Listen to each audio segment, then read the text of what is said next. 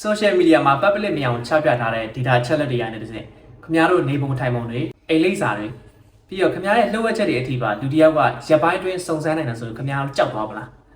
ဒီလိုကတော့ခင်ဗျားတို့သိမသိလောက်ကြသေးမဲ့ U series တွေက Joe Goldberg ပဲဖြစ်ပါတယ်အားလုံးပဲမင်္ဂလာပါဒီနေ့မှာတော့ Netflix ရဲ့ရေပန်းအစားဆုံး series တွေတစ်ခုဖြစ်တဲ့ U series အကြောင်းပြောကြတာပေါ့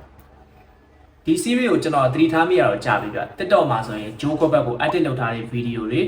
ခဏခဏမြင်ရတော့ဒီလူတွေဒီဘဲကိုတော်တော် hype ကြပါလားပေါ့ Joe Goldberg ဆိုတာ serial killer တယောက်ဖြစ်တာတော့လူမမုန်းလာရောက်တဲ့အထိကျွန်တော်တို့စိတ်ကိုတော်တော်လေး brainwash နိုင်တယ်လို့ပြောရမယ်အဲ့လောက်နာမည်ကြီးခဲ့တဲ့ series ကတကယ်ရောကောင်းရဲ့လားဒီဇလန်ရဲ့အားသာချက်အားနည်းချက်တွေရောဘာတွေဖြစ်မလဲဆိုတာကိုအသေးစိတ် review ပေးတော့မှာမို့လို့ video လေးမစခင် coffee လေးဖြော်အညောင်းညာလေးဖြည့်ထားလိုက်ကြပါဦး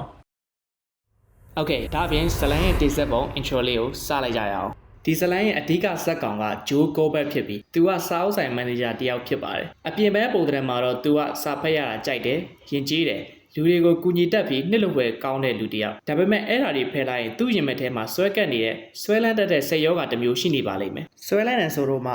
ဟို obsession ကဒီ obsession နဲ့တော့မတူဘူးเนาะပူးကတ်နေသလိုမျိုးဖြစ်တာမျိုးမဟုတ်ပဲသူ့ရဲ့ပင်ကိုယ်စိတ်ကိုကဖြစ်နေတာသူ့ရဲ့ဆွဲလန်းမှုက main ကလေးတွေအပေါ်ဖြစ်တာဆိုတော့ sexual addicted စိတ်လည်းအနှဲငယ်ပါတာပေါ့ဆိုတော့အသက်မပြေသေးရင်ဒီစကားကိုဆက်ကြည့်ဖို့ကျွန်တော်တော့ recommend မပေးပါဘူးတခုရှိတာက Joe က raper တယောက်တော့မဟုတ်ဘူး Joe ကအဲ့ဒီဆွဲလန်းစိတ်နဲ့ main ကလေးတွေကိုနောက်ရောက်ခံလိုက်ပြီး stop တယ်သူတို့ကိုပိုင်ဆိုင်ရဖို့ဆိုလူတက်ဖို့တော့ဝင်မလေးတဲ့သူဗျ series ရှောင်းလောင်း Joe ကသူသဘောကျတဲ့ main ကလေးတွေရဲ့ Instagram Facebook နဲ့ Twitter အကောင့်တွေထိပါစစ်ဆက်လေ့လာတာသူတို့အကြိုက်တွေကိုအသုံးချပြီးသူတို့ဘဝတွေကိုဝင်ရောက်ဖို့ကြိုးစားတာပေါ့ဗျာOkay intro လေးကတော့ဒီလောက်ပဲဒီ series နဲ့ပတ်သက်ပြီးကျွန်တော်ကြိုက်ရတဲ့အချက်လေးကိုဆက်ပြီးတော့ပြောကြရအောင်ပထမချက်ကျွန်တော်သဘောမကျပဲမနေနိုင်တာက internet monologue လို့ခေါ်တဲ့ Joe ရဲ့စိတ်ထဲကတွေးနေတာတွေကိုစကားပြောအဖြစ်တင်ဆက်ထားတာကိုပဲ The one, I believe that. I tried once. She broke my heart, Beck. She really did a number on me.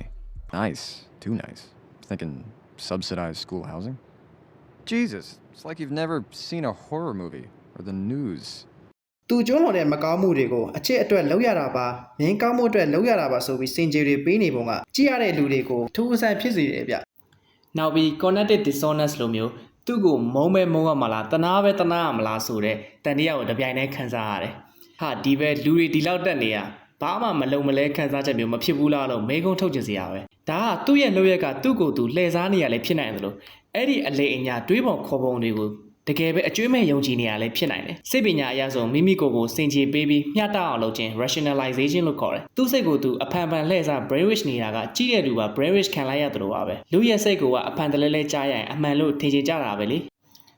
နောက်ဆုံးအချက်ကတိုးတက်လာတဲ့နည်းပညာနဲ့တူ privacy အန္တရာယ်ကိုလည်းမိမောင်းထိုးပြနေအောင်မြင်တွေ့ရပါတယ်ကျွန်တော်တို့နေ့စဉ်သုံးတဲ့ social media တွေကနေ post တွေတင်တာနေရာတစ်ခုခုရောက်ရင် check in လုပ်တတ်တဲ့လူတွေကိုသတိထားစီကြပါတယ်ဗျခင်ဗျားတို့မမြင်နေရပေမဲ့နောက်ွယ်မှာအကြံကြီးထုတ်နေတဲ့လူတွေကဒူးနဲ့ဒင်းနဲ့ဗျဇလန်းဆိုတာကတော့ကောက်ွက်ကြီးပဲလိမ့်မဲ့ပြောနေ review လုပ်တယ်လို့ပဲဖြစ်တော့မလဲအဓိကဝေဖန်ရမယ့်အားနည်းချက်တွေလည်းရှိသေးတယ်ပထမတစ်ချက်ဒီ U series ကဇက်အိမ်လေးကောင်းနေပေမဲ့လက်တွေ့မကျတာမျိုးတွေလည်းပါဝင်နေဗျထင်ထားတာတဲ့အဓိကဇက်ကောင်ဖြစ်သူ Joe Goldberg ကတိတ်ကိုကန်ကောင်းလုံးနေတာ21ရာစုမှာနီးပညာတွေ DNA စစ်ဆေးချက်တွေနဲ့ CCTV tracking လိုက်တာတွေခေတ်စားနေတဲ့အချိန်မှာဂျိုးတယောက်သွေးကွက်တွေနဲ့တက်တီတွေကိုအလွယ်တကူလေးရှင်းပြသွားတယ်ရဲတွေဘက်ကစုံစမ်းနိုင်တာကိုဘာမှမပြတာထားဘူး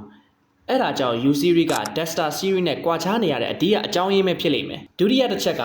ဇက်ကောင်ကစီဇန်တိုင်းမှာပုံစံထက်နေတဲ့ repetitive formula ကိုပဲအသုံးချသွားတာမိန်းကလေးတယောက်ကို offset ဖြစ်မယ် like stop မယ်ဝင်ရှုပ်တဲ့လူတွေကိုရှင်းမယ်အဲ့ဒီမျိုးမှာနေရကျက်သွားရင်မျိုးသစ်ကိုပြောင်းမယ်ဆိုတာတွေကတန်တရားလေလာတော့ကျွန်တော်တို့စိတ်ထဲမှာညင်းငွေလာတယ်စီဇန်အလိုက်ကျွန်တော်ရဲ့ personal rating ကတော့ season 1ကနေ season 3 ထိကို rating 8 out of 10 season 3ကတော့ကျွန်တော်အကြိုက်ဆုံး season လို့ပြောလို့ရတယ်အဲ့ season မှာဆိုရင် plot twist ကလည်းတကယ်ကိုမိုက်တယ်Season 4နဲ့ Season 5ကိုတော့စိတ်တော့ damn ပေးပါမယ်ကျွန်တော်သိသဘောမကျတဲ့အတွက်ကြောင့်ပါခင်ဗျားတို့ကဒီလို psychological trailer ကိုကြိုက်ကြလား